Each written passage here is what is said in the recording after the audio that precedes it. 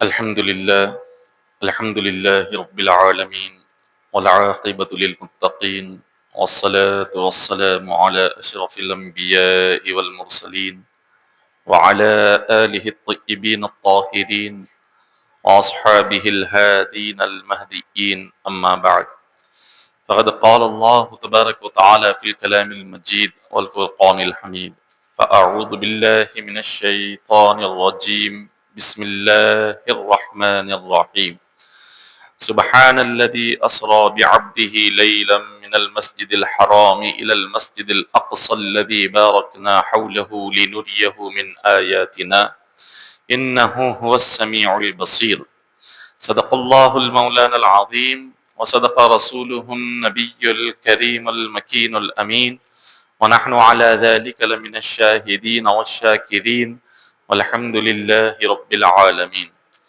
إن الله وملائكته يصلون على النبي يا أيها الذين آمنوا صلوا عليه وسلموا تسليما اللهم صل على سيدنا محمد وعلى آل سيدنا محمد وبارك وسلم صلوا عليه صلاة وسلام عليك يا حبيبي يا رسول الله صلی اللہ تعالی علیہ وسلم۔ معزز سامعین اکرام،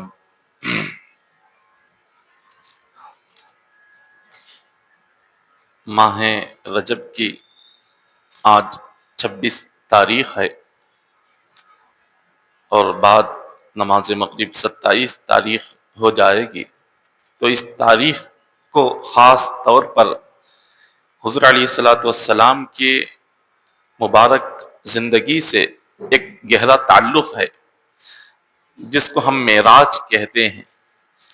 تو آج حضور علیہ السلام کے معراج کے آسمان کے سفر کو بیان کیا جائے گا۔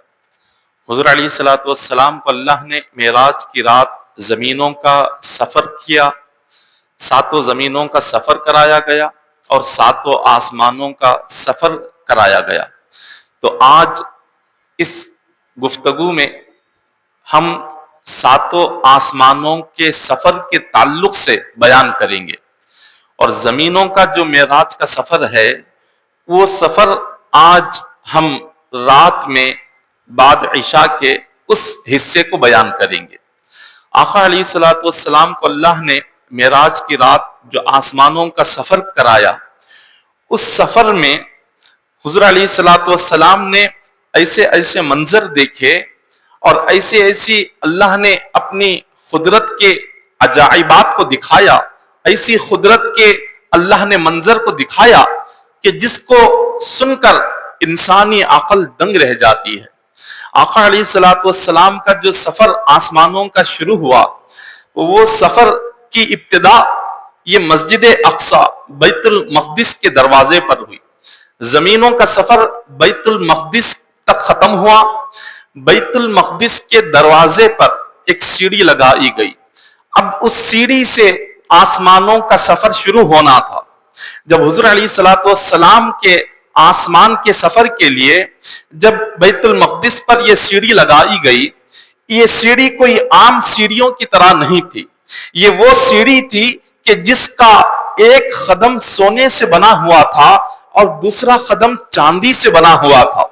اس سیڑھی پر جو پیر حضور کو رکھنا تھا، وہ جو سیڑھی کے ایک حصے جو ہوتے ہیں وہ عام سیڑھیوں کی طرح لکڑی کے بنے ہوئے نہیں تھے، بلکہ ایک سیڑھی کا ایک حصہ، ایک قدم وہ سونے کا بنا ہوا تھا، ایک دوسرا قدم چاندی کا بنا ہوا تھا۔ اس طرح ایک اس کا حصہ تھا، اور اس قدموں پر، اس سیڑھی پر موتی لگے ہوئے تھے، جنت کے ہیرے لگائے گئے تھے، اور وہ سیڑھی بیت المقدس سے لے کر پہلے آسمان تک اس کا سلسلہ تھا۔ ایک حصہ، ایک قدم اس سیڑھی کا بیت المقدس کے دروازے پر اگر ہوتا تو اس کا آخری قدم پہلے آسمان کے دروازے پر ہوتا تھا۔ یہ وہ سیڑھی ہے کہ جہاں سے بندوں کے اعمال آسمان پر چڑھتے ہیں۔ یہ وہ سیڑھی ہے جہاں سے جب بندے کی روح قبض ہوتی ہے، اس کی روح کو اسی سیڑھی سے ہوتے ہوئے آسمان تک لے جاتے ہیں۔ تو آقا علیہ السلام جب اس سیڑھی کے پاس آئے تو हुजूर फरमाते हैं उस सीढ़ी से लेकर आसमान तक फरिश्ते सफे बांध कर खड़े हुए थे। हुजूर के इस्तकबाल में फरिश्ते सफे बांध कर जमीन से उस सीढ़ी से लेकर दोनों तरफ आसमान तक खड़े हैं और खड़े होकर हुजूर की शान में दरूद और सलाम पढ़ रहे हैं।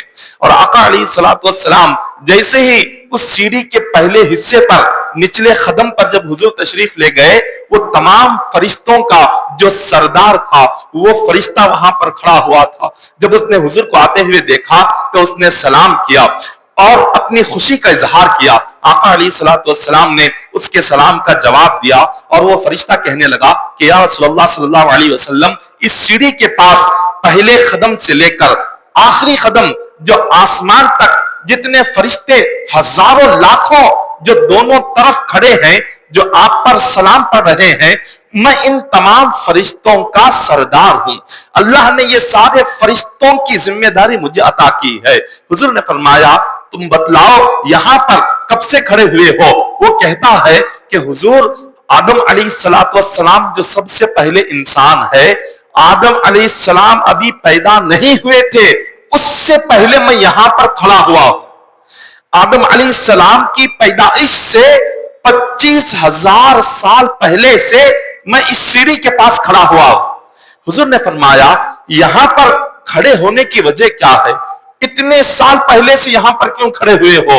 वो कहने लगा या रसूलुल्लाह सल्लल्लाहु अलैहि वसल्लम, अल्लाह तबारक व तआला ने मुझे हुक्म दिया कि ऐ फरिश्ते, मैं आखिरी नबी को जब पैदा करूंगा तो इसी सीढ़ी के जरिए से मेराज की रात उन्हें आसमानों पर बुलाऊंगा। तो इसलिए उनके आने से पहले अभी से तेरे लिए हुक्म है कि उनके इस्तकबाल के लिए खड़ा हो जाओ, अभी से उन पर दरूद और सलाम पढ़ता हुआ खड़ा हो जाओ।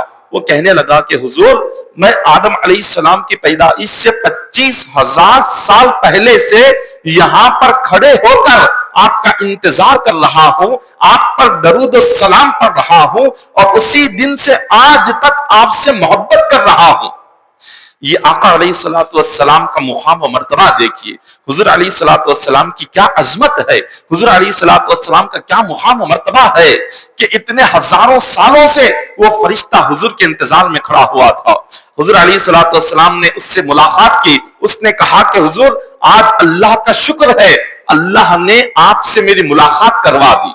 मैं जिस मकसद के लिए यहां खड़ा हुआ था हजारों साल से, आज मेराज की रात आपको देखना, आपका इस्तकबाल करना, यही मेरा मकसद था जो आज पूरा हो गया। अब उसके बाद हुजूर अलैहिस्सलातु वस्सलाम जब अपना सफर आगे बढ़ाते हैं, हुजूर अलैहिस्सलातु वस्सलाम ने फरमाया कि जिब्राईल अमीन ने उस सीढ़े से हुजूर को लेकर आसमान की तरफ चढ़ने लगे।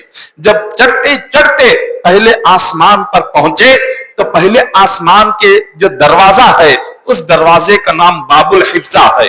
जिब्राईल अमीन उस दरवाजे के पास खड़े हो गए। खड़े होकर आपने दरवाजा खटखटाया। अब जो दरवाजे पर जो फरिश्ता खड़ा हुआ था उसका नाम इस्माइल था। इस्माइल नामी फरिश्ता था और ये फरिश्ता 70,000 फरिश्तों का सरदार था। 70,000 फरिश्ते इसके हुक्म के ताबे थे और उन 70,000 फरिश्तों में हर फरिश्ते के मातहत, हर फरिश्ते के नीचे 70,000 फरिश्ते निगरानी करते थे। तो आका अलैहिस्सलातु वस्सलाम को लेकर जिब्राईल अमीन जब पहले आसमान के दरवाजे पर पहुंचते हैं, दरवाजा खटखटाते हैं, तो ये पहले आसमान का जो फरिश्ता है जिसका नाम इस्माइल है वो कहता है कि मन ऐ जिब्राईल कौन? जिब्राईल अलैहिस्सलाम फरमाने लगे कि मैं जिब्राईल हूं। उसने पूछा कि जिब्राईल तुम्हारे साथ कौन है?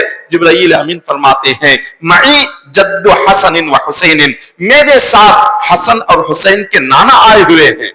बस इतना सुनना था, ये अल्फाज सुनने थे, पहले आसमान का फरिश्ता दरवाजा खोल देता है।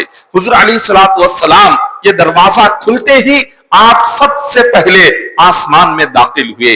अब ये हुजूर के आसमानों का सफर है, अब ये पहले आसमान पर हुजूर आ रहे हैं। ऐसे ही आज आका अलैहिस्सलातु वस्सलाम ने जो सातों आसमानों में क्या क्या देखा, अल्लाह ने अपने नबी को क्या क्या दिखलाया, आज वो तमाम बातें तफसील से बयान की जाएगी। जब हुजूर पहले आसमान पर पहुंचते हैं, पहले आसमान का फरिश्ता कहता है वल्लाहि लक़द जाअ बिवजहिन हसनिन, फरमाया कि हुजूर खुदा की इज्जत की कसम है, मैंने आप जैसा हसीन चेहरे वाला आज तक किसी को नहीं देखा है। ये खुद फरिश्ता कह रहा है। फरिश्ते को अल्लाह तबारक व तआला नूर से पैदा फरमाता है। वो फरिश्ता कह रहा है कि हुजूर आप जैसा हसीन चेहरे वाला खुदा की इज्जत की कसम मैंने नहीं देखा। आज आप यहां तशरीफ लाए हुए हैं। जैसे हुजूर अलैहिस्सलातु वस्सलाम पहले आसमान पर दाखिल होते हैं, सब तमाम पहले आसमान के फरिश्ते हुजूर के इस्तकबाल के लिए खड़े हुए थे। सबने हुजूर का इस्तकबाल किया, हुजूर के आने पर खुशी का इजहार किया। आका अलैहिस्सलातु वस्सलाम की मुलाकात पहले आसमान पर एक बुजुर्ग से हुई। हुजूर ने देखा कि एक बुजुर्ग बैठे हुए हैं, उनकी सीधी तरफ एक दरवाजा है जिससे खुशबू आती है और वहां पर कुछ नूरानी शक्लें हैं। उन नूरानी शक्लों को देखकर वो बुजुर्ग खुश होते हैं और उनकी बाईं जानिब एक दरवाजा है जिससे बदबू आ रही है। निहायत बदसूरत बदशक्ल वहां पर कुछ लोग मौजूद है। जब वो बुजुर्ग उस दरवाजे को देखते हैं, वो देखकर गमगीन हो जाते हैं, रोने लगते हैं। आका अलैहिस्सलातु वस्सलाम ने जिब्राइल से पूछा, ऐ जिब्राइल ये कौन बुजुर्ग है जो सीधी जानिब इनके एक नेक चेहरे वाले नजर आते हैं, नूरानी चेहरे वाले हैं, बाईं जानिब इनके बदशक्ल और बदसूरत वाले हैं। तो हजरत जिब्राइल अमीन फरमाते हैं कि हुजूर ये आदम अलैहिस्सलातु वस्सलाम है, जो ये देख रहे हैं उनकी औलादें हैं। क़यामत तक जो उनकी औलादें आएंगी, जितने इंसान है सारे इंसान अपने हजरत आदम अलैहिस्सलाम के औलाद है। आदम अलैहिस्सलाम सारे इंसानों के बाप है। आदम अलैहिस्सलातु वस्सलाम की सीधी जानिब उनकी नेक औलादें थी, ईमान वाली औलादें थी, जन्नती थी। उन्हें देखकर वो खुश हो जाते थे। बाईं जानिब जो बदशक्ल बदसूरतें थी, ये बदशक्ल बदसूरत ये गुनहगार थे, जहन्नमी थे। आदम अलैहिस्सलाम उन्हें देखते हैं तो गमगीन हो जाते हैं। आका अलैहिस्सलातु वस्सलाम ने उन्हें देखा, उन्हें जाकर सलाम किया। हजरत आदम अलैहिस्सलाम ने बड़ी ही अदब और एहतराम के साथ हुजूर के सलाम का जवाब दिया और हुजूर के आने पर मुबारकबादी पेश की और हुजूर अलैहिस्सलातु वस्सलाम ने उनसे मुलाकात करके पहले आसमान में आगे बढ़ते हैं। जब हुजूर आगे बढ़े तो देखा हजरत उस्मान गनी रज़ियल्लाहु तआला अन्हु आपकी शक्ल वहां पर नजर आई। आपने हजरत उस्मान गनी से पूछा, ऐ उस्मान तुम यहां कैसे पहुंचे? तो हजरत उस्मान गनी फरमाते हैं, या रसूलुल्लाह सल्लल्लाहु अलैहि वसल्लम मैं रातों में उठकर जो नमाज तहज्जुद पढ़ता था, अल्लाह ने उस नमाज तहज्जुद की बरकत से आज मुझे यहां पहुंचा दिया है। रात की जो नमाज थी, रात की जो इबादत थी, रात की जो तहज्जुद थी, अल्लाह को इतनी पसंद आई कि अल्लाह तबारक व तआला रात की नमाज की बरकत से आज मुझे यहां पर पहुंचाया है। तो गौर फरमाएं, रात की नमाजें, रात की इबादतें, रात की तहज्जुद, रात का जिक्र अल्लाह को बहुत पसंदीदा है। हुजूर अलैहिस्सलातु वस्सलाम ने ये मंजर देखकर आप आगे बढ़े। हुजूर फरमाते हैं कि मैंने देखा कि पहले आसमान पर इतने फरिश्ते हैं, सिवाय अल्लाह के कोई उनकी तादाद बयान नहीं कर सकता। और वो सारे फरिश्ते अपना सर झुकाकर खड़े हुए हैं और अल्लाह की तस्बीह पढ़ रहे हैं। जिब्राइल अमीन फरमाते हैं, या रसूलुल्लाह सल्लल्लाहु अलैहि वसल्लम जब से ये फरिश्ते पैदा हुए हैं उस वक्त से वो इसी हालत में खड़े हैं, उसी हालत में खड़े होकर अल्लाह की इबादत कर रहे हैं, खुदा की तस्बीह बयान फरमा रहे हैं। हुजूर अलैहिस्सलातु वस्सलाम ने जब ये मंजर देखा, हुजूर को बहुत पसंद आया। ऐसे खड़े होकर अल्लाह की तस्बीह करना, ऐसे खड़े होकर अल्लाह की इबादत करना। आका अलैहिस्सलातु वस्सलाम ने दुआ की, अर्ज किया कि मौला मेरी उम्मत को ऐसी ही इबादत अता फरमा जैसे फरिश्ते इबादत कर रहे हैं, खड़े होकर जो तेरी तस्बीह पढ़ रहे हैं, मेरी उम्मत को ऐसे ही खड़े होकर इबादत करने वाली कोई इबादत अता फरमा। अल्लाह तबारक व तआला ने हुजूर की दुआ को कबूल फरमा लिया और इरशाद फरमाया, ऐ मेरे मुस्तफा मैं आपकी उम्मत की नमाज में खियाम को फर्ज कर देता हूं। ये खियाम क्या है? ये फरिश्तों की इबादत है। पहले आसमान के फरिश्ते खियाम में हैं, रकात बांधकर खड़े हैं और अल्लाह की बारगाह में इसी हालत में तस्बीह कर रहे हैं। और हुजूर ने ये इबादत देखकर उम्मत के लिए ऐसी ही इबादत की दुआ मांगी तो अल्लाह ने वो फरिश्तों की इबादत हमें अता फरमाई। जो हम नमाज में खड़े होते हैं ये वो पहले आसमान के फरिश्तों की इबादत है। جو اللہ نے ہم پر فرض فرمائی ہے۔ حضور علیہ الصلوۃ والسلام نے یہ منظر دیکھا، یہ منظر دیکھ کر دعا فرما کر حضور آگے بڑھے تو حضور فرماتے ہیں پہلے آسمان میں حضور نے ایک مرغ کو دیکھا جس کے بہت زیادہ پر تھے اور بہت بڑا تھا اور بہت ہی خوبصورت تھا، اس کی آواز بھی بہت ہی پیاری اور بہت ہی سریلی تھی۔ آقا علیہ الصلوۃ والسلام فرماتے ہیں ایسا خوبصورت مرغ میں نے کبھی نہیں دیکھا۔ جب رات کا آخری حصہ ہوتا ہے، فجر کی اذان سے پہلے آسمان پر وہ مرغ اپنے پروں کو پھیلاتا ہے اور اپنی آواز سے چیخ کر چلا کر اللہ کی تسبیح بیان کرتا ہے۔ جب وہ پہلے آسمان پر کھڑے ہو کر بانگ دیتا ہے، یہ اس کی بانگ دینا اللہ کی تسبیح ہوتی ہے، اپنی آواز میں اللہ کی تسبیح کو بیان کر رہا ہوتا ہے، تو اس کی بانگ کو سن کر زمین پر جتنے مرغ ہیں وہ سارے مرغ وہ بھی بانگ دینے لگتے ہیں۔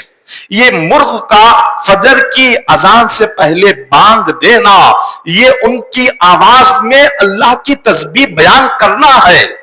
وہ صرف چیخ نہیں رہے ہوتے، وہ صرف چلا نہیں رہے ہوتے، وہ اپنی آواز نہیں نکال رہے ہوتے، بلکہ وہ اپنی آواز میں اللہ کی تسبیح بیان کر رہے ہوتے ہیں۔ ہر مرغ فجر سے پہلے اپنی آواز میں اللہ کی تسبیح بیان کرتا ہے۔ اور یہ کہاں سے شروع ہوتا ہے؟ پہلے آسمان پر جب وہ مرغ بانگ دیتا ہے، اس کی بانگ کے وقت اس کی آواز کو سن کر زمین کے سارے مرغ بانگ دینے لگتے ہیں۔ حضور علیہ الصلوۃ والسلام نے پہلے آسمان پر یہ منظر دیکھا، یہ منظر دیکھ کر آقا علیہ الصلوۃ والسلام آپ دوسرے آسمان پر پہنچے۔ حضور علیہ الصلوۃ والسلام جیسے دوسرے آسمان پر پہنچتے ہیں، دوسرے آسمان کا دروازہ کھول دیا جاتا ہے اور چاروں طرف سے فرشتے آ کر حضور علیہ الصلوۃ والسلام کا استقبال کرتے ہیں، حضور کو مبارکبادی پڑھتے ہیں۔ آقا علیہ الصلوۃ والسلام نے دیکھا کہ دوسرے آسمان پر فرشتے صفیں باندھ کر رکوع میں ہیں اور اللہ کی تسبیح بیان کر رہے ہیں۔ آقا علیہ الصلوۃ والسلام نے دیکھ کر پوچھا جبرائیل، یہ فرشتے حالت رکوع میں اللہ کی تسبیح بیان کر رہے ہیں؟ جبرائیل امین فرماتے ہیں یا رسول اللہ صلی اللہ علیہ وسلم، جب سے اللہ نے آسمان بنایا ہے اس وقت سے یہ فرشتے رکوع کی حالت میں اللہ کی تسبیح بیان کر رہے ہیں۔ حضور علیہ الصلوۃ والسلام کو یہ رکوع کی حالت میں اللہ کی عبادت کرنا اتنا پسند آیا کہ حضور نے ہاتھ اٹھائے، عرض کیا کہ اے مالک و مولا، میری امت کو بھی ایسی ہی عبادت عطا فرما، میری امت بھی رکوع میں تیری عبادت کرے، ایسی کوئی عبادت عطا فرما۔ اللہ نے دعا قبول فرمائی، ارشاد فرمایا اے میرے مصطفیٰ، آپ کی امت کی نماز میں رکوع کو فرض کر دیتا ہوں۔ رکوع نماز میں فرض ہوا، یہ رکوع جو ہم نماز میں کرتے ہیں یہ دوسرے آسمان کے فرشتوں کی عبادت ہے۔ قیام جو ہم کرتے ہیں پہلے آسمان کے فرشتوں کی عبادت ہے۔ آقا علیہ الصلوۃ والسلام نے دوسرے آسمان پر کئی انبیاء سے ملاقات کی۔ اللہ تبارک و تعالیٰ نے انبیاء کے درجات کے مطابق ساتوں آسمانوں پر انبیاء کو ٹھہرا فرما دیا تھا۔ حضور کے استقبال کے لیے ان نبیوں کے درجات کے مطابق ایک ایک آسمان پر چند چند نبیوں کو اللہ نے استقبال کے لیے مقرر فرمایا تھا۔ جب پہلے آسمان پر گئے آدم علیہ السلام نے استقبال کیا، دوسرے آسمان جب آتے ہیں عیسیٰ علیہ السلام حضور کا استقبال کرتے ہیں، حضرت یحییٰ علیہ السلام حضور کا استقبال کرتے ہیں۔ حضور ان دونوں سے ملاقات کر کے جب آگے بڑھتے ہیں تو آقا علیہ الصلوۃ والسلام تیسرے آسمان کی طرف آپ پہنچے تو حضور نے دیکھا کہ تیسرے آسمان پر جتنے فرشتے ہیں وہ سارے فرشتے اپنا سر سجدے میں رکھے ہوئے ہیں اور سجدے میں اللہ کی تسبیح کو بیان کر رہے ہیں۔ حضور علیہ الصلوۃ والسلام کو یہ سجدے کی عبادت اتنی پسند آئی، آپ نے اللہ کی بارگاہ میں عرض کیا اے مالک و مولا، میری امت کو بھی ایسی ہی عبادت عطا فرما۔ خالق کائنات نے اس دعا کو قبول فرمایا اور ارشاد فرمایا اے میرے مصطفیٰ، آپ کی امت کی نماز میں سجدے کو فرض کر دیتا ہوں۔ یہ سجدہ تیسرے آسمان کے فرشتوں کی عبادت ہے اور یہ کب سے کر رہے ہیں؟ جب سے اللہ نے تیسرا آسمان پیدا فرمایا، جب سے اللہ نے ان فرشتوں کو پیدا فرمایا، اس وقت سے لے کر قیامت تک وہ فرشتے سجدے کی حالت میں ہی رہتے ہیں۔ وہ سجدے کی حالت میں ہی اللہ کی تسبیح بیان کرتے ہیں. اور یہ نماز میں قیام ایک ہے، رکوع ایک ہے، لیکن یہ سجدے دو کیوں ہیں؟ سجدے دو ہونے کی وجہ کیا ہے؟ جب قیام اللہ نے ایک فرض فرمایا، جب رکوع ایک فرض فرمایا، تو چاہیے تھا کہ سجدہ بھی ایک ہی ہوتا. سجدے دو کیوں فرض فرمائے؟ اس کی وجہ یہ ہے کہ جب حضور علیہ الصلوۃ والسلام تیسرے آسمان پر پہنچے تو وہاں پر جب فرشتے دیکھا کہ سجدے کی حالت میں ہے تو حضور نے سلام کیا.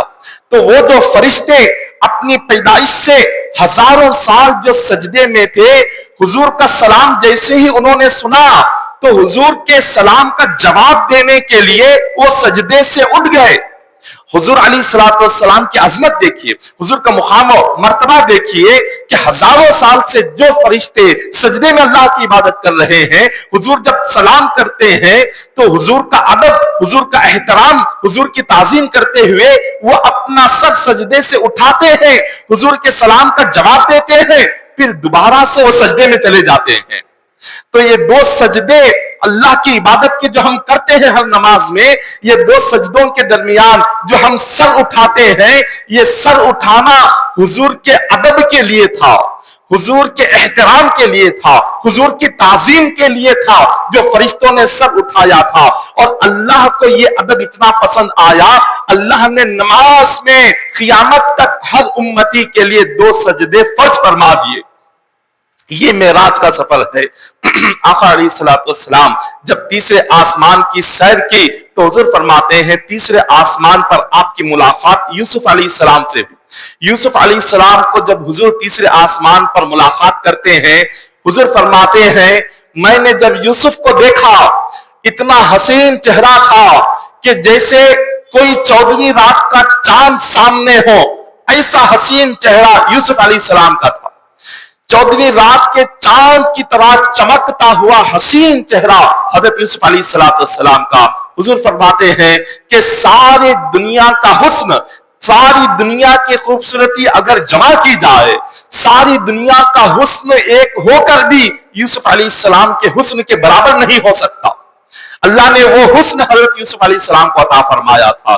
تیسرے آسمان پر حضرت یوسف علیہ السلام سے ملاقات کر کے حضور علیہ السلام حضرت داؤد علیہ السلام سے ملاقات کرتے ہیں، حضرت سلیمان علیہ السلام سے ملاقات کرتے ہیں. آپ تیسرے آسمان سے ہوتے ہوئے چوتھے آسمان پر حضور پہنچے. جب آقا علیہ السلام چوتھے آسمان پر پہنچتے ہیں تو حضور نے دیکھا وہاں پر جو فرشتے ہیں خیمے میں بیٹھے ہوئے ہیں.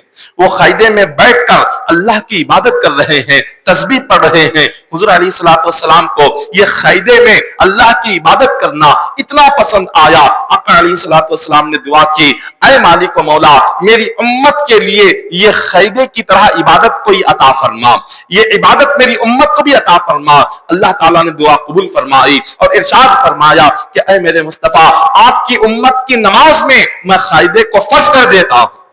امت محمدیہ کی نماز میں قاعدہ فرض ہو گیا. اب آقا علیہ السلام نے یہ قیام، رکوع، سجدہ اور قاعدہ، یہ جو نماز میں یہ جو 4 فرض ہے، آپ غور فرمائیں یہ قیام کیا ہے؟ پہلے آسمان کے فرشتوں کی عبادت ہے. یہ رکوع دوسرے آسمان کے فرشتوں کی عبادت ہے. سجدہ تیسرے آسمان کے فرشتوں کی عبادت ہے. قاعدہ چوتھے آسمان کے فرشتوں کی عبادت ہے. اللہ تبارک و تعالیٰ نے چاروں آسمانوں کے فرشتوں کی عبادت کو جمع کر کے نماز کی صورت میں ہمیں عطا فرما دیا. جب ہم نماز ادا کرتے ہیں یہ صرف ایک عبادت نہیں ہے، یہ 4 آسمانوں کے فرشتوں کی عبادتیں اس ایک نماز میں اللہ نے جمع فرما دی ہے. چاروں آسمانوں کی فرشتوں کی عبادت یہ ایک نماز میں اللہ نے جمع فرما دی. حضور علیہ السلام چوتھے آسمان میں آپ کی ملاقات ادریس علیہ السلام سے ہوتی ہے. ادریس علیہ السلام یہ اللہ کے وہ نبی ہے، جب انہوں نے جنت کا ذکر سنا تو ان کے دل میں آرزو پیدا ہوئی کہ یہ جنت کو دیکھے. جب انہوں نے جنت کو دیکھنے کی آرزو کی، اللہ تبارک و تعالیٰ نے انہیں بغیر موت کے زندہ ہی آسمانوں پر بلا لیا. 2 انبیاء ہیں جو بغیر موت کے اپنی زندگی میں وہ آسمان پر پہنچ گئے. پہلے عیسیٰ علیہ السلام پر جب یہودی انہیں قتل کرنے کے لیے ان کے پیچھے گئے تو اللہ تبارک و تعالیٰ نے انہیں بغیر موت کے زندہ ہی آسمان پر بلا لیا.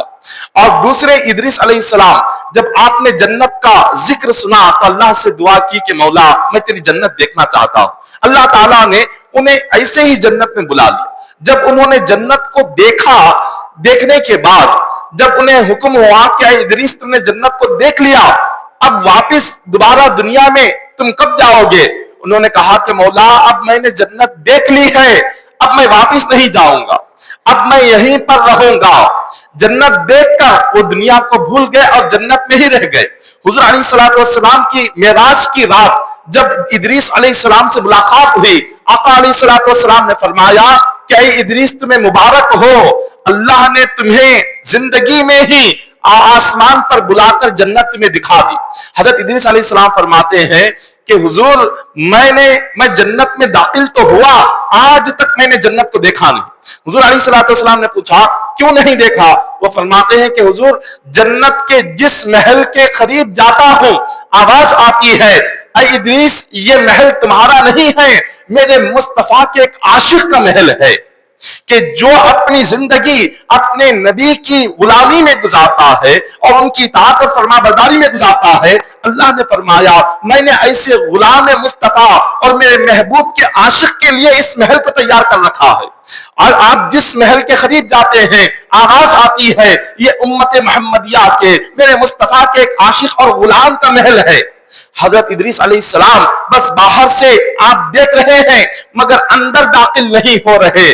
تو آپ حضور علیہ السلام سے فرماتے ہیں کہ حضور جب میں نے جنت میں آ کر آپ کی امت کا مقام دیکھا تو میری آرزو یہ ہو رہی ہے کاش میں بھی آپ کا امتی بن کر پیدا ہوتا تو کتنا اچھا ہوتا. کاش اللہ تعالیٰ مجھے بھی آپ کا امتی بنا دیتا تو میں بڑا خوش نصیب کہلاتا. یہ کون کہہ رہے ہیں؟ ایک نبی کہہ رہے ہیں.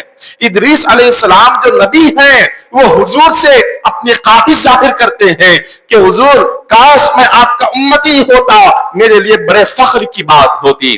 اللہ اکبر. اللہ تبارک و تعالی ہم گناہ گاروں کو حضور کی امت میں پیدا کر کے اللہ نے جو احسان ہم پر فرمایا ہے اس احسان کے لیے ہم جتنا بھی شکر ادا کریں وہ شکر ادا نہیں کر سکتے.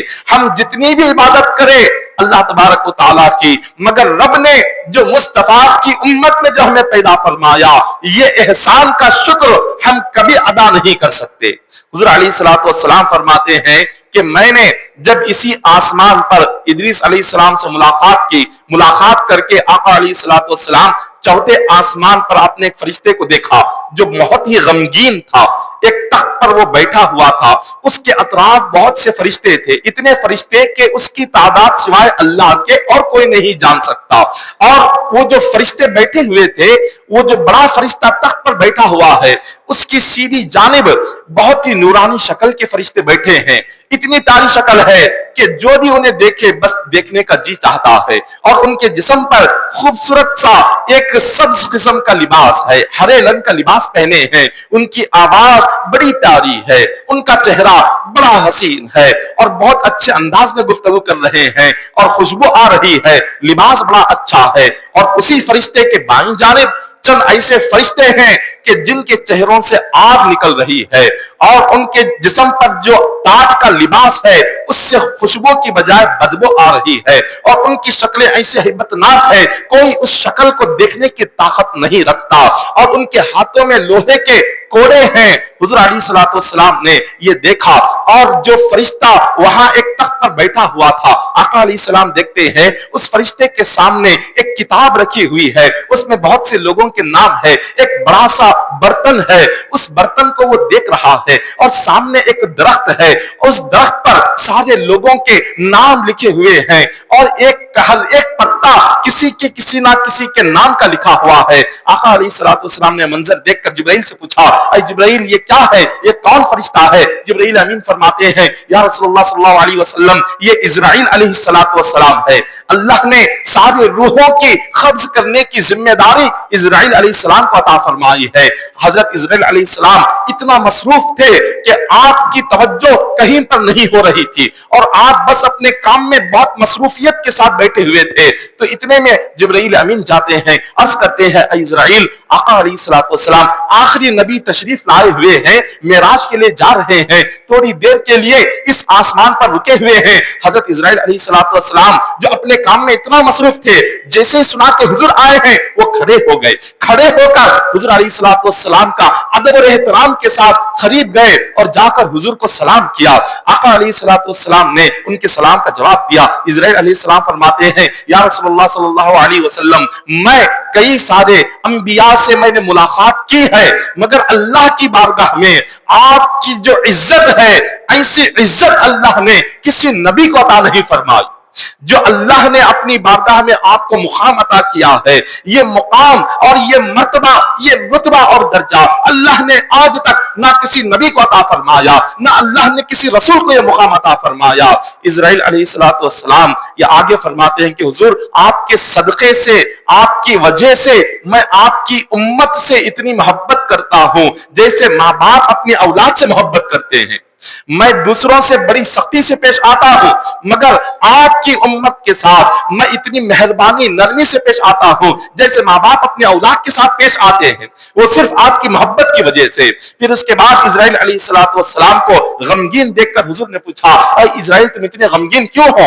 اسرائیل علیہ السلام فرماتے ہیں یا رسول اللہ صلی اللہ علیہ وسلم، اللہ نے بندوں کی روحیں قبض کرنے کی ذمہ داری مجھے عطا فرمائی ہے، اور یہ بڑا ہی ذمہ داری والا کام ہے۔ میں ڈرتا ہوں کہیں مجھ سے کوئی خطا ہو جائے تو کہیں اللہ کا غضب مجھ پر نازل نہ ہو جائے، کہیں اللہ کا جلال مجھ پر نہ اتر جائے، اسی لیے میں ڈرتے ہوئے گھبراتے ہوئے ہمیشہ غمگین ہو کر اپنے کام کو کرتا ہوں۔ ان فرشتوں کے دلوں میں اللہ کا خوف دیکھیے، فرشتے ایک نورانی مخلوق ہے اور جن سے کوئی گناہ نہیں ہوتا، جن سے کوئی خطا نہیں ہوتی، اس کے باوجود اللہ کا اتنا خوف ہے اسرائیل علیہ السلام کے دل میں کہ وہ ڈر رہے ہیں کہیں ایک لمحے کے لیے کہیں اللہ کی نافرمانی نہ ہو جائے، کہیں اس ذمہ داری میں کوئی بھول نہ ہو جائے، کوئی چوک نہ ہو جائے، کہیں اللہ کا جلال مجھ پر نہ آ جائے۔ اللہ سے ایسا ڈرتے ہیں، فرشتے ہو کر ایسے ڈر رہے ہیں۔ حضور علیہ الصلوۃ والسلام نے پوچھا کہ اے اسرائیل، یہ جو تمہارے سامنے یہ جو کتاب رکھی ہے، اس میں جو نام ہے یہ کیسی کتاب ہے؟ ایک بڑا سا برتن یہ کیا ہے؟ اور یہ درخت جو سامنے رکھا ہوا ہے یہ کیا ہے؟ اسرائیل علیہ السلام نے فرمایا یا رسول اللہ صلی اللہ علیہ وسلم، میرے سامنے جو بڑا برتن ہے یہ ساری دنیا ہے، میں سارے بندوں کو دیکھ رہا ہوں اور اس کتاب میں سارے بندوں کے نام ہے۔ جب کسی بندے کی موت کا وقت قریب آتا ہے، اس درخت پر جتنے پتے ہیں، جب کوئی جوان رہتا ہے وہ درخت کے پتے ہرے بھرے رہتے ہیں، جب کوئی صحت مند رہتا ہے درخت کے پتے ہرے بھرے ہوتے ہیں، جب بندہ بیمار ہو جاتا ہے، اس کے موت کا وقت قریب آ جاتا ہے تو اس درخت کا پتا سوکھ جاتا ہے، جب سوکھ کر وہ کٹ کر جب نیچے گرتا ہے تو یہ جو برتن ہے اس برتن میں ہاتھ ڈال کر میں اس کی روح کو قبض کر لیتا ہوں۔ میں اس برتن میں ہاتھ ڈال کر مشرق سے مغرب تک، شمال سے جنوب تک، روئے زمین پر وہ جہاں کہیں بھی ہو، جب اس کے نام کا پتا درخت سے کٹ کر نیچے گر جائے میں ہاتھ ڈال کر اس کی روح نکال لیتا ہوں، اس پر موت طاری ہو جاتی ہے۔ حضور علیہ الصلوۃ والسلام نے جب یہ سنا تو آپ نے حضرت اسرائیل علیہ السلام سے فرمایا اے اسرائیل، میں تم سے اپنی ایک آرزو کرنا چاہتا ہوں، میری ایک تمنا ہے۔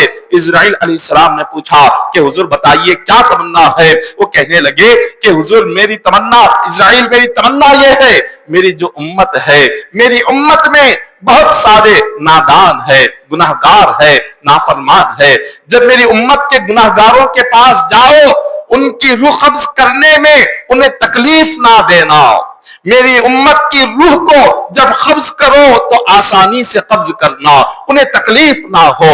اللہ اکبر! آقا علیہ الصلوۃ والسلام کی کیا محبت ہے امت کے ساتھ، معراج کے سفر کے لیے جا رہے ہیں، رب سے ملاقات کے لیے جا رہے ہیں، مگر امت کا خیال ہے، امت کے بارے میں سوچ رہے ہیں۔ اسرائیل علیہ السلام سے تمنا کر رہے ہیں، میری تمنا ہے میری امت کی جب روح نکالو تو انہیں تکلیف نہ ہونے پائے، انہیں پریشانی نہ ہونے پائے۔ اسرائیل علیہ السلام فرماتے ہیں یا رسول اللہ صلی اللہ علیہ وسلم، آپ اطمینان رکھیں، اللہ تعالی دن اور رات میں 70 70 मरतबा मुझे हुक्म देता है, इजराइल जब मेरे मुस्तफा की उम्मत के पास जाओ तो आसानी के साथ उनकी रूह को कब्ज करना। अल्लाह 70 मरतबा दिन में मुझे हुक्म देता है कि मेरे मुस्तफा की गुनाहगार उम्मत पर रहम करना, उनकी रूह को तकलीफ से ना निकालना, उनकी रूह को आसानी के साथ निकालना। ये खुदा का इस उम्मत पर क्या करम है। हमारे हजारों गुनाह है मगर हुजूर से हमारा ताल्लुक है, नबी से हमारी निस्बत है। इस निस्बत और ताल्लुक की वजह से अल्लाह तबारक व तआला इस उम्मत के लिए इजराइल को हुक्म देता है, इनकी रूह को जब कब्ज करो तो आसानी से कब्ज करो, इन्हें तकलीफ ना पहुंचाओ। हुजूर अलैहिस्सलातु वस्सलाम ने जब ये मंजर आपने चौथे आसमान पर देखा, चौथे आसमान की सैर करते हुए आका अलैहिस्सलातु वस्सलाम 5वें आसमान पर पहुंचे। जब हुजूर 5वें आसमान पर पहुंचते हैं, हजरत इसहाक अलैहिस्सलाम से मुलाकात हुई, हजरत याकूब अलैहिस्सलाम से मुलाकात हुई, हजरत लूत अलैहिस्सलाम से मुलाकात हुई। हुजूर ने सबको सलाम किया और सबने मोहब्बत से हुजूर के सलाम का जवाब दिया। आका अलैहिस्सलातु वस्सलाम ये सातों आसमानों में मेराज की रात जहां जहां हुजूर अलैहिस्सलातु वस्सलाम पहुंच रहे हैं, वहां वहां हुजूर सलाम कर रहे हैं, फरिश्तों को हुजूर सलाम कर रहे हैं, अंबिया को सलाम कर रहे हैं, रसूलों को सलाम कर रहे हैं। ये तमाम से इससे पता चलता है कि इस्लाम में सलाम की अहमियत कितनी है, सलाम की अहमियत क्या है कि हुजूर अलैहिस्सलातु वस्सलाम आप तो सारे नबियों के सरदार है, अल्लाह ने आपको ताजदार अंबिया बनाया है, नबुवत का ताज अल्लाह ने आपके सर पर रखा है, इसके बावजूद हुजूर खुद पहले सलाम कर रहे हैं। तो सलाम में पहल करना, पहले सलाम करना, ये आका अलैहिस्सलातु वस्सलाम की सुन्नत है, ये तरीका है हुजूर अलैहिस्सलातु वस्सलाम का। हुजूर अलैहिस्सलातु वस्सलाम ने सहाबा से फरमाया कि इदा अगर तुम चाहते हो तुम्हारे दिलों में एक दूसरे के लिए मोहब्बत पैदा हो और एक दूसरे के लिए दिलों से बुग़्ज़ निकल जाए, हसद निकल जाए, अदावत निकल जाए, कीना निकल जाए, एक दूसरे से तुम मोहब्बत करना चाहते हो तो सबसे पहले सलाम किया करो। सलाम ये दिलों में मोहब्बत पैदा करता है, सलाम दिलों से बुग़्ज़ को दूर कर देता है, सलाम दिलों से रंजिश को दूर कर देता है, सलाम दिलों से कीने को निकाल देता है। जब सलाम बंदा करता है तो उसके दिल में एक किस्म की मोहब्बत पैदा हो जाती है।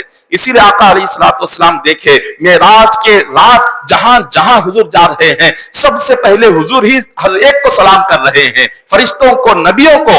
आका अलैहिस्सलातु वस्सलाम ने 5वें आसमान पर तमाम अंबिया से मुलाकात की और फिर छठे आसमान पर पहुंचे। जब छठे आसमान का दरवाजा खोला गया, वहां हजरत नूह अलैहिस्सलाम से मुलाकात हुई। नूह अलैहिस्सलाम ने आपका चेहरा देखा, चेहरा देखकर फरमाया अल्लाह का शुक्र है आज अल्लाह ने हमें आपका दीदार नसीब फरमाया।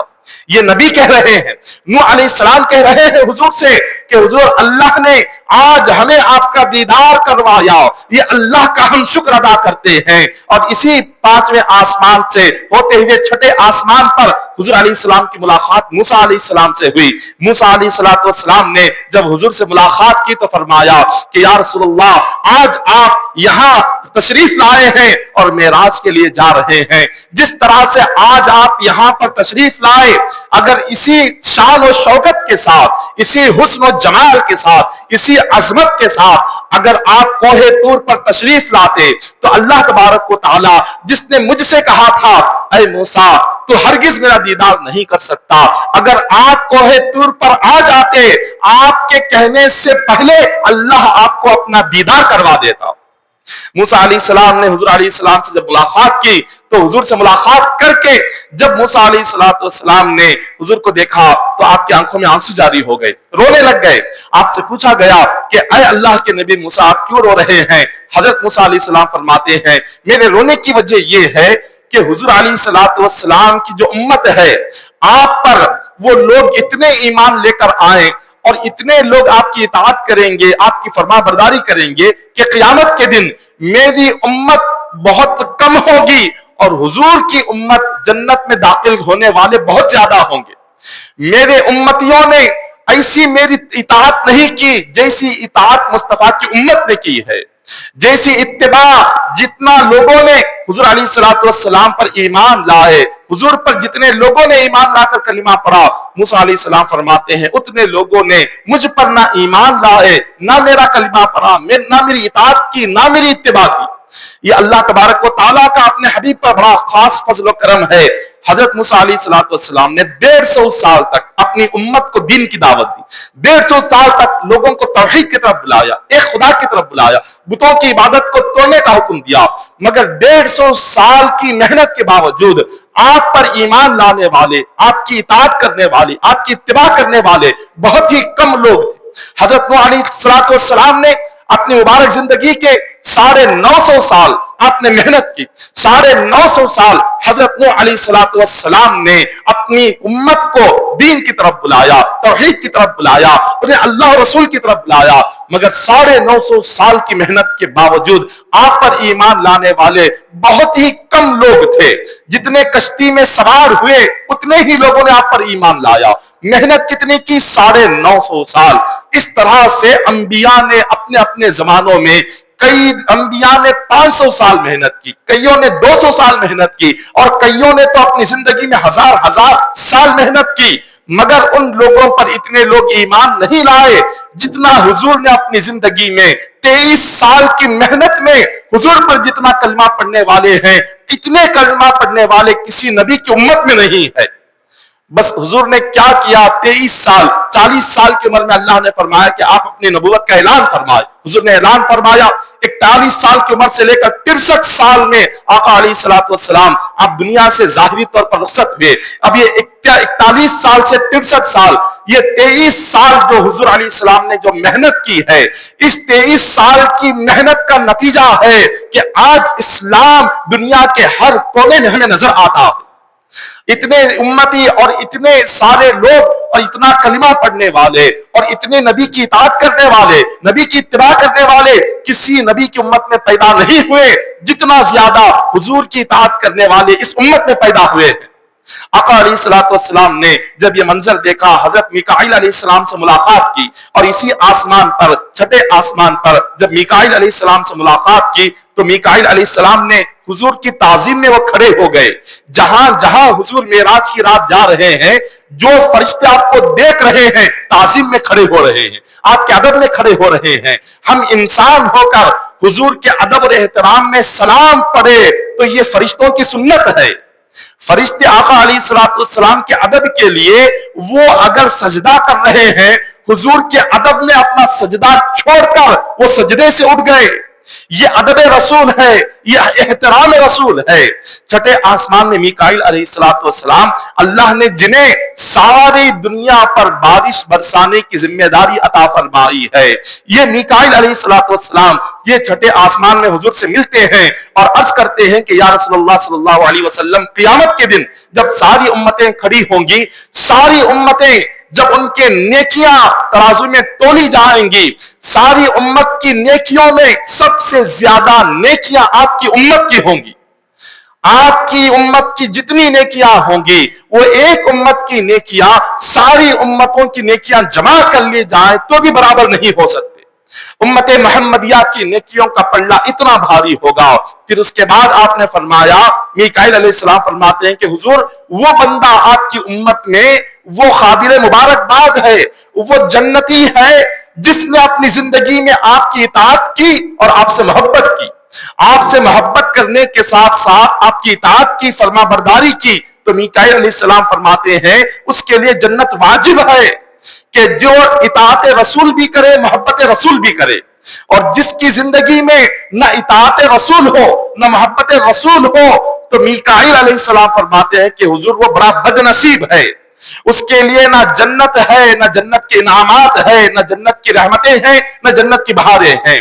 آقا علیہ السلام فرماتے ہیں، میں نے چھٹے آسمان پر اتنے سارے فرشتوں کو دیکھا جو پہلے آسمان سے لے کر 5 آسمانوں میں اتنے فرشتے نظر نہیں آئے جتنے چھٹے آسمان میں فرشتے نظر آئے۔ اور یہ فرشتے کیا کر رہے تھے؟ یہ چیخ چیخ کر رو رہے تھے، یہ اتنا چیخ کر رو رہے تھے کہ حضور علیہ السلام نے جب انہیں سلام کیا، وہ سلام کا جواب دینا چاہتے تھے، مگر ان کا رونا اتنا زیادہ تھا کہ وہ جواب دے نہیں پا رہے تھے۔ جبرائیل امین سے حضور نے پوچھا کہ جبرائیل یہ کون فرشتے ہیں؟ جبرائیل فرماتے ہیں یا رسول اللہ صلی اللہ علیہ وسلم، ان فرشتوں کا نام کروبین ہے، ان کا نام کروبین ہے۔ اور یہ رو کیوں رہے ہیں؟ تو جبرائیل فرماتے ہیں کہ یا رسول اللہ صلی اللہ علیہ وسلم ان کے دلوں پر اللہ کا خوف، اللہ کا ڈر اتنا طاری ہے کہ یہ جب سے پیدا ہوئے ہیں ہزاروں سالوں سے اللہ کے خوف میں روتے جا رہے ہیں، ہزاروں سالوں سے جب سے پیدا ہوئے ہیں اس وقت سے رو رہے ہیں اور قیامت تک روتے رہیں گے۔ اللہ کا خوف فرشتوں کو اتنا ہے، ان سے نہ گناہ ہوتا ہے، نہ نافرمانی ہوتی ہے، نہ بدکاری ہوتی ہے، نہ بدسلوکی ہوتی ہے، ایک لمحے کے لیے فرشتے اللہ کی نافرمانی نہیں کرتے، اس کے باوجود خوف خدا سے اتنا رو رہے ہیں۔ ہم گناہگار جو ہر وقت صبح سے لے کر شام تک اللہ کی نافرمانی میں رہنے والے، ہمیں کتنا زیادہ رونا چاہیے، ہمیں کتنا زیادہ اللہ کی بارگاہ میں گڑ گڑانا چاہیے، ہمیں کتنا توبہ کرنا چاہیے، اپنے گناہوں کو یاد کر کے اللہ سے کیسے معافی مانگنی چاہیے۔ جب فرشتے ہو کر اتنا روئیں، ہم گناہگار ہو کر گناہ کو یاد کر کے نہ روئیں، یہ کتنی بڑی بدقسمتی ہے۔ ہمارے دلوں کی سختی کا یہ حال ہے، ہم کبھی اللہ کے خوف کو یاد کر کے نہیں روتے، جہنم کو یاد کر کے نہیں روتے، وہاں کے عذابات کو یاد کر کے نہیں روتے، اللہ کو خوف خدا کو یاد کر کے کبھی نہیں روتے۔ ایک روایت میں آتا ہے کہ چھٹے آسمان کی سیر کرتے ہوئے حضور علیہ الصلوۃ والسلام 7ویں آسمان پر پہنچے، وہاں پر آپ نے دیکھا کہ ہزارہا فرشتے حضور علیہ الصلوۃ والسلام کو دیکھ کر سب نے حضور کی شان اور استقبال میں درود و سلام پڑھنا شروع کر دیا۔ 7ویں آسمان میں سارے فرشتے جمع ہو کر حضور علیہ الصلوۃ والسلام کی شان اقدس میں درود و سلام پیش کر رہے ہیں۔ یہ وہاں پر حضور فرماتے ہیں میں نے ایک بزرگ کو دیکھا کہ سونے کی کرسی پر ایک مکان سے ٹیک دے کر بیٹھے ہوئے ہیں اور چھوٹے چھوٹے بچے ان کے اطراف میں گھیرے ہوئے ہیں۔ حضور علیہ الصلوۃ والسلام نے جبرائیل امین سے پوچھا کہ جبرائیل یہ مکان کس کا ہے اور یہ سونے کی کرسی پر بیٹھے ہوئے بزرگ کون ہے؟ جبرائیل امین فرماتے ہیں یا رسول اللہ صلی اللہ علیہ وسلم یہ جو سونے کی کرسی پر بیٹھے ہوئے بزرگ ہیں ان کا نام ابراہیم علیہ الصلوۃ والسلام ہے، اور ان کے سامنے جو بچے جو ان کے اطراف میں گھیرے ہوئے